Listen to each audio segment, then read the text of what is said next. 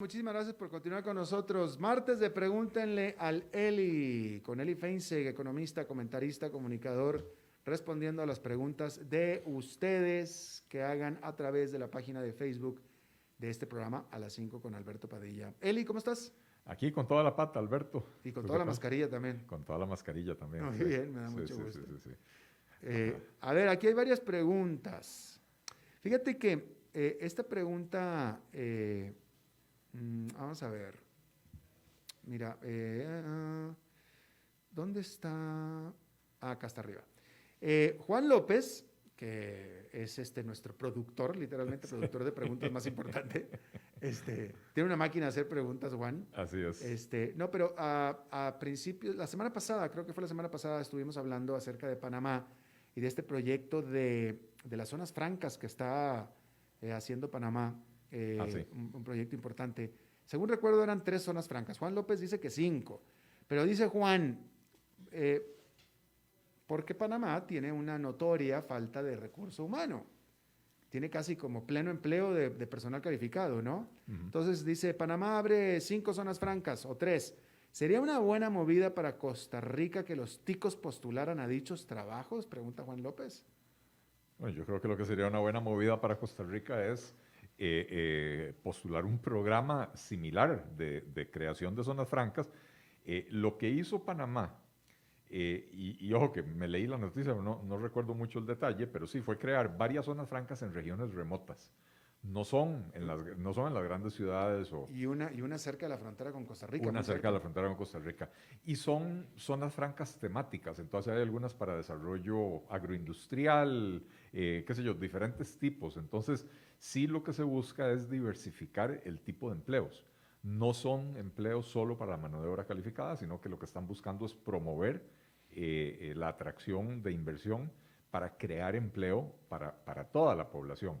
Cosa que Costa Rica tiene que empezar a buscar la forma de hacer, porque el programa de atracción de inversión extranjera de Costa Rica es muy exitoso, el régimen de zonas francas es muy exitoso, pero es muy exitoso generando empleos calificados para un segmento de la población que pre-pandemia no tenía un gran problema de desempleo, ¿verdad?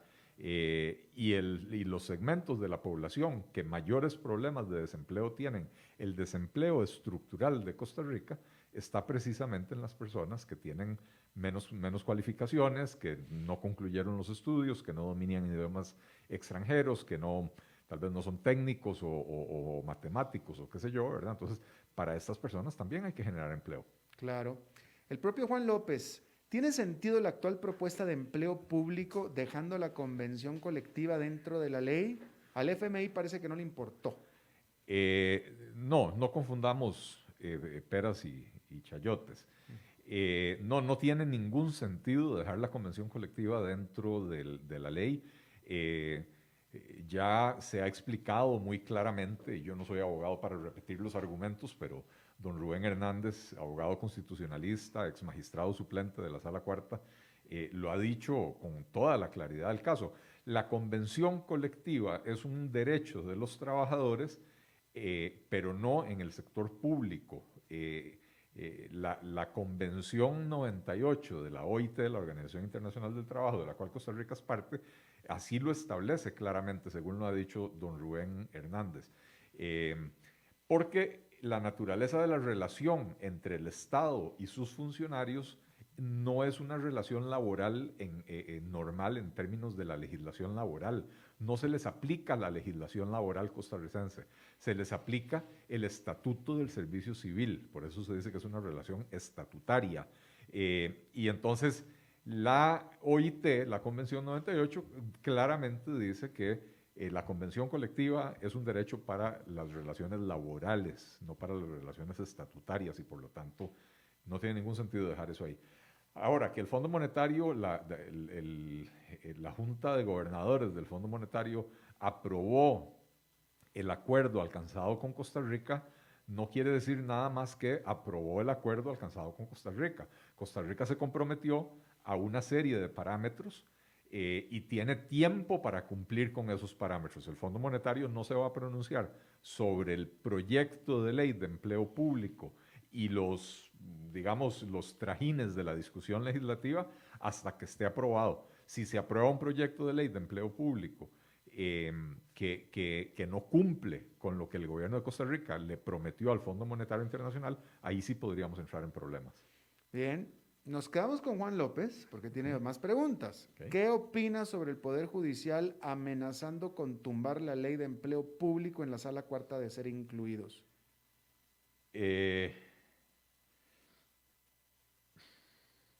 Qué difícil, Juan. Digo, no es nada difícil. Me parece que es vergonzoso y vergonzante. Voy a decir algo que he dicho en múltiples ocasiones.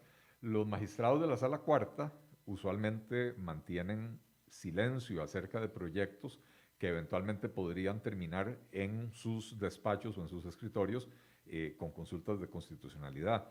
Entonces, cuando la Corte Plena, que es la reunión de todos los magistrados de todas las 4 salas que existen, cuando la Corte Plena tiene que emitir un criterio para la Asamblea Legislativa sobre si el proyecto afecta el funcionamiento del Poder Judicial y por lo tanto requiere de mayoría calificada, 2/3 de los votos para poder ser aprobado, usualmente los magistrados de la sala cuarta se abstienen y eso sucedió en este caso.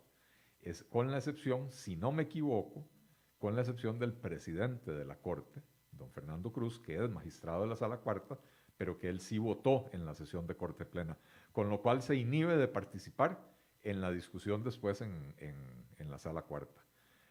Así que no perdamos la esperanza de que la sala cuarta haga lo correcto, pero realmente ha sido vergonzoso y vergonzante observar no solo al Poder Judicial, las universidades, las municipalidades, con todo lo que se ha venido conociendo en los últimos años acerca de los abusos que lamentablemente se cometen en sus regímenes de empleo, es vergonzante cómo son descarados para defender sus propios privilegios, ¿verdad? Y lo disfrazan de términos como autonomía e independencia que no corresponden.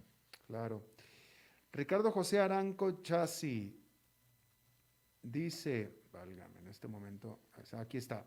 Me encantaría preguntarle a Don Eli qué piensa sobre cómo puede integrarse la industria del diseño al desarrollo del país. Bueno, yo creo que el futuro está en el desarrollo tecnológico. Nosotros tenemos que convertir a Costa Rica en un hub tecnológico, pero cuando yo hablo de un hub tecnológico no me refiero a que únicamente lo que tenemos que hacer es atraer inversión extranjera de empresas tecnológicas. Tenemos que generar las condiciones para que haya emprendimiento local tecnológico. Y prácticamente todos los desarrollos tecnológicos que están hoy en día en boga requieren de altas dosis de diseño. Entonces, si nos referimos al diseño gráfico y ese tipo de cosas, ¿verdad? Prácticamente todos los campos se requieren altas dosis de diseño. Hoy en día, en las universidades líderes del mundo, a los diseñadores los preparan para el siglo XXI, los preparan para ser partícipes de todo el desarrollo tecnológico, a diferencia de lo que era hasta hace unos años, ¿verdad? Que los diseñadores de ahí estaban para hacer un poquito de publicidad y unos cuantos rotulitos y unos logos y qué sé yo. Hoy en día son carreras de base tecnológica. Bien. Rojas Mario. El PAC, PLN y FA dejaron hoy las universidades fuera de la regla fiscal. ¿Es posible para la próxima AL traer de nuevo el tema a la mesa en caso de que se quiera o es algo que ya quedó escrito en piedra? No, la decisión que tomaron, la vergonzante decisión que tomaron hoy no está escrita en piedra, no, esta no es la aprobación definitiva. En este momento el proyecto de ley está en comisión, la comisión está analizando todas las mociones que presentaron los diputados y aprobarán algunas de esas mociones, rechazarán otras de esas mociones, pero hay más de 470 mociones presentadas y hasta ayer apenas habían superado las 100. Así que todavía hay tiempo de que otra moción se traiga esta abajo, ¿verdad? Bien, Francisco Herrera, gracias por la pregunta, que es más o menos la misma pregunta.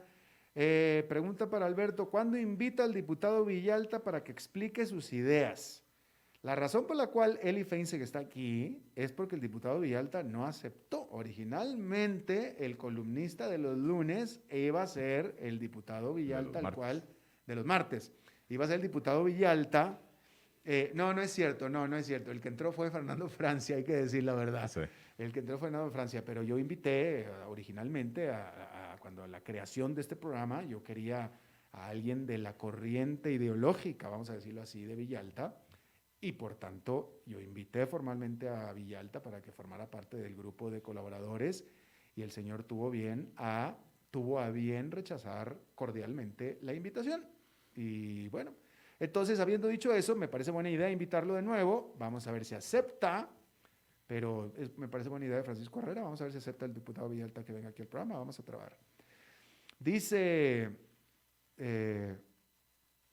Volvo es muy caro en Costa Rica y por ese precio uno puede tener un auto alemán, dice Alpanti. Bueno, no lo dudo que puedas tener un auto alemán, Alpanti, pero el auto sueco, el Volvo, es tan bueno como el alemán, si no es que hasta mejor, te lo estoy diciendo. Definitivamente. Bien, muy bajo volumen, ¿no? Que ya no digan nada, dice David Guerrero, que no está bajo el volumen. Exacto, que no está bajo el volumen, que no se quejen. Ok, ya estuvo, Luis Ángel Castro. A revisar los dispositivos y subirles un poquito el volumen. Eso es la que... No, digo, esto es para que te des una idea del régimen dictatorial que tenemos aquí, O sea, aquí pero ya lo conocemos. No, sí, aquí cuando David, no, yo creo que en su casa no puede hacer esto porque viene y lo hace aquí. Aquí cuando David dice no, es no. Y cuando dice sí, es quizá. Está sintiendo, ¿verdad? En su casa no puede. Exactamente, entonces aquí viene y lo hace. Bien. Dice Juan Argüello Sancho, buenas tardes, don Eli. ¿Por qué se habla de convenciones colectivas millonarias si estas no tocan los pluses salariales? ¿Podrá ser por otros privilegios? Dice esta pregunta. No bueno, sé si... hasta hoy las convenciones colectivas fueron el mecanismo mediante el cual se introdujeron todos los pluses, bueno, no todos, pero la enorme mayoría de los pluses salariales que existen. Después los diputados ahora en la discusión de este proyecto de ley de empleo público, algunos diputados promovieron, y aparentemente así va a quedar en la ley, que se permitan las convenciones colectivas, pero sin permitir la negociación de nuevos pluses salariales. Lo que pasa es que una vez que usted quita ese componente de la convención colectiva, ¿qué queda? Queda que, por ejemplo, los empleados negocien, ya que no les van a dar un aumento salarial, que negocien más días de vacaciones pagados, o que negocien que la empresa estatal les pague el dentista y el médico privado en vez de ir como el resto de la gente a la caja o a pagarlo de su propio bolsillo, ¿verdad? Y entonces termina siendo, aunque no hay nominalmente un aumento salarial, termina representando un costo enorme para las empresas, y entonces eso o se traduce en tarifas de servicios públicos más altas en el caso de las empresas de servicios públicos, o se traduce en mayores transferencias de Hacienda a las instituciones para poder mantenerlas, con lo cual mayores impuestos. Entonces los ciudadanos vamos a pagar eso de una manera u otra, ya sea mediante tarifas o mediante impuestos, ¿verdad? Por eso es que es necesario excluir las convenciones colectivas del sector público. Keylor Rodríguez me parece que está confundiendo o mezclando moros con cristianos, en este caso judíos también, pero pregunta, de todo modo va a ser la pregunta porque, bueno, dice, hablando de coalición, Rodrigo Chávez, el exministro de Hacienda, ha indicado su interés en participar en un movimiento de interés común. Seguramente es algo que han conversado con usted. Desde su punto de vista y los orígenes del partido, ¿consideran a José María Villalta del FA para reforzar su coalición? No, de ninguna manera. No hay, o sea, con la mayoría de las personas, a ver, no hay dos personas que piensen exactamente igual, pero hay personas con las que uno tiene coincidencias en el 80-90% de los temas. Hay personas con las que uno prácticamente no tiene coincidencias, y ese sería el caso de don José María Villalta. Con todo el respeto, yo entiendo las diferencias en política, pero hay personas con las que uno se puede sentar a negociar y decir, ok, tenemos suficiente en común para poder generar un plan de gobierno coherente, y hay personas con las que uno diría, bueno, más allá del tema ético de anticorrupción, que podemos estar de acuerdo, en todo lo demás no tendríamos cómo gobernar y ponernos de acuerdo. Claro, por supuesto. A ver, esta ya te la hice. Vamos a ver. A ver esta. Es que está muy larga, Hans Gómez, muy largas las preguntas. Dice Hans Gómez, el FMI ya aprobó el préstamo de 1.778 millones de dólares para el país. ¿Vendrán nuevos impuestos? Bueno, como dije anteriormente, el procedimiento de la aprobación de todo esto es un procedimiento en múltiples pasos. Lo primero fue la negociación entre el gobierno de Costa Rica y el Fondo Monetario Internacional a nivel técnico. Una vez que se tiene ese acuerdo, que fue lo que se alcanzó hace varias semanas, pasa a la Junta Directiva del Fondo Monetario Internacional, que es lo que aprobaron ayer, ¿verdad? Pero también el gobierno se comprometió a una serie a cumplir con una serie de requisitos. Entre los compromisos del gobierno sí hay subidas de impuestos. El hecho de que la Junta de Gobernadores del Fondo haya aprobado esto no quiere decir que ya los impuestos están aprobados. El Fondo Monetario Internacional no tiene jurisdicción, digamos, sobre Costa Rica en ese sentido. Para que haya nuevos impuestos, los diputados van a tener que aprobarlo. Igual que para que haya una ley de empleo público, los diputados van a tener que aprobarlo. Para cualquier reforma que se quiera introducir, a la que el gobierno de Costa Rica se haya comprometido, tiene que pasar por la Asamblea Legislativa, que es el proceso en el que se está actualmente. Lo que falta de entregarle a la Asamblea Legislativa es el acuerdo de préstamo con el Fondo Monetario Internacional, que ahora que ya lo aprobó la Junta Directiva, pasa a la Asamblea Legislativa para su conocimiento. Uh-huh. Lorena Harvey, te preguntan mucho sobre las posibles coaliciones. Ajá. ¿Usted tiene coincidencias con Otto Guevara? ¿Usted haría una coalición con Otto Guevara? No hay ninguna negociación en este momento con don Otto Guevara. Otto Guevara está tratando de formar un partido político. Los partidos políticos que no están inscritos no pueden formalizar una coalición, de manera que no hay negociaciones de ninguna naturaleza. Sophie, no, es que esta es una empresa en todo caso, Sophie's Video Games, bueno, en fin. Pregunta que un potencial candidato a la presidencia, Eli Feinstein, apoyaría la pena de muerte para violadores, asesinos y narcotraficantes, entre otros delitos mayores. No apoyaría la pena de muerte para ningún caso. Sí creo que en algunos casos hay que revisar las penas y sí creo que sobre todo lo que hay que hacer es resolver los problemas de mora judicial, de atraso en la resolución de los casos para que no se dé la impunidad que hay hoy en día, ¿verdad?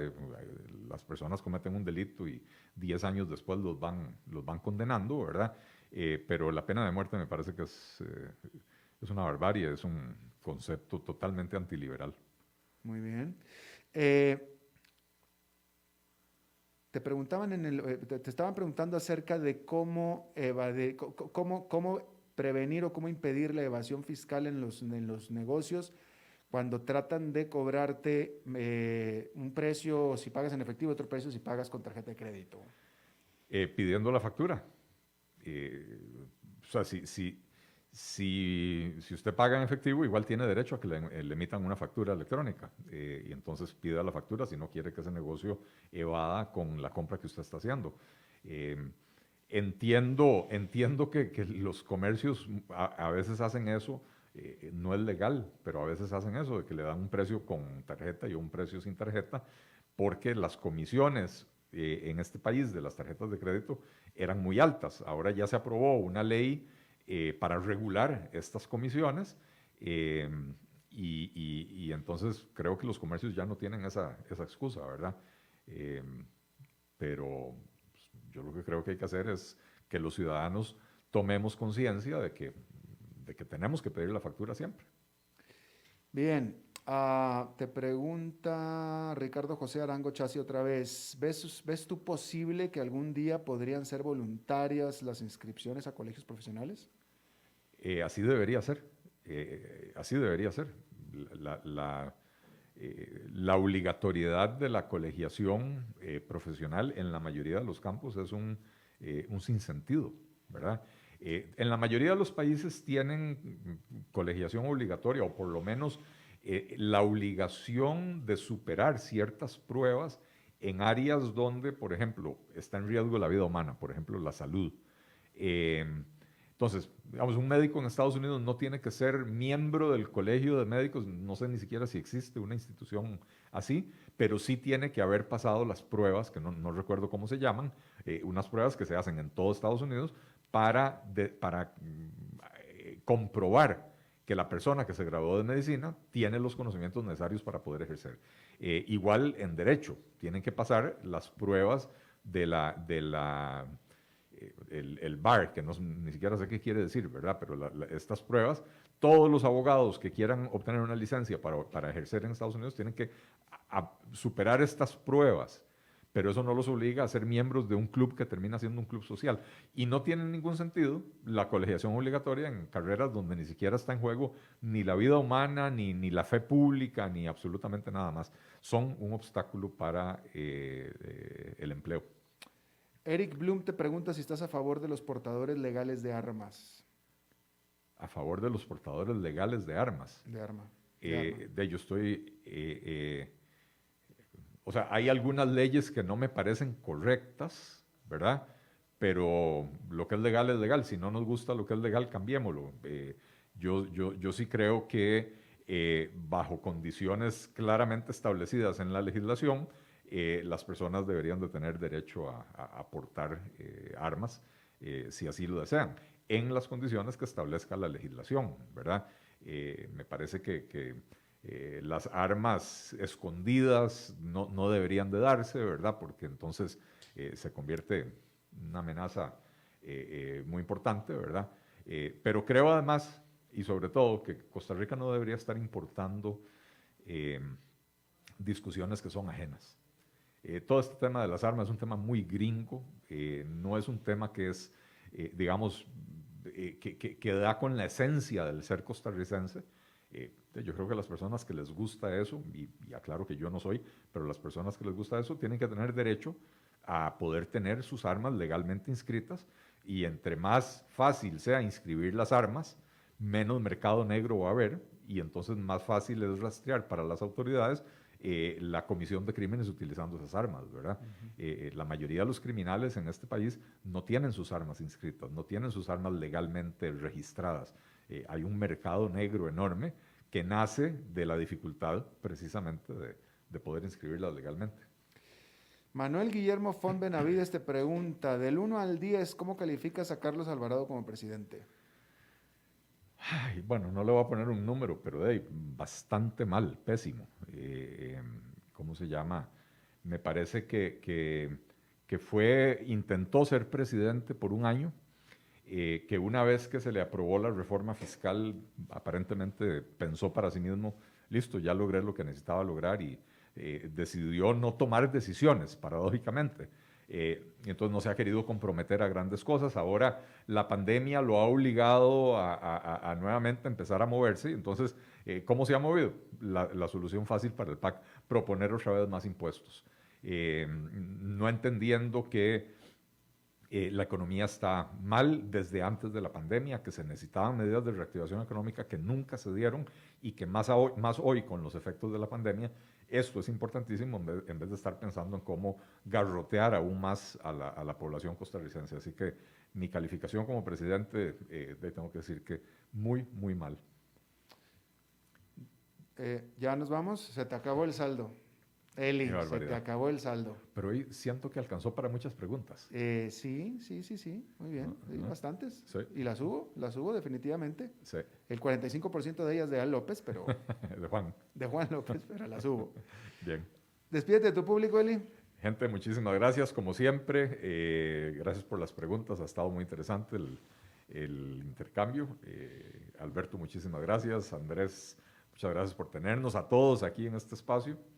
Y nos escuchamos de hoy en 8. Sí, señor, de hoy en 8 nos escuchamos. Bien, eso es todo lo que tenemos. Gracias a ustedes por sus preguntas. Y eso es todo lo que tenemos por esta emisión de Pregúntenle al Eli de martes. Gracias por habernos acompañado. Espero que termine su día en buena nota, en buen tono y nosotros nos reencontramos en 23 horas. Que la pase muy bien.